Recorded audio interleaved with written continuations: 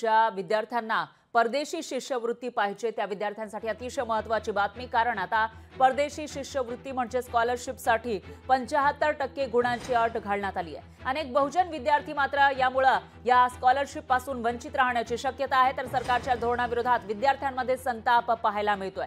बरेचसे विद्यार्थी जे बहुजन विद्यार्थी आहेत, बहुजन समाजातील विद्यार्थी हे परदेशामध्ये शिक्षण घेण्यासाठी त्यांना स्कॉलरशिप मिळत असते, मात्र आता त्याला 75% अट घालण्यात आली आहे। याचाच अर्थ ज्या विद्यार्थ्यांचे गुण हे 75% वर आहे त्यांनाच ही स्कॉलरशिप मिळेल। त्यामुळे अनेक बहुजन विद्यार्थी हे यापासून वंचित राहण्याची शक्यता आहे, या स्कॉलरशिप पासून वंचित राहण्याची शक्यता आहे। त्यांना परदेशामध्ये जाऊन शिक्षण घेण्यासाठी स्कॉलरशिप मिळणार नाही, तर सरकारच्या या धोरणाविरोधात विद्यार्थ्यांमध्ये मात्र संताप असल्याची माहिती समोर येते।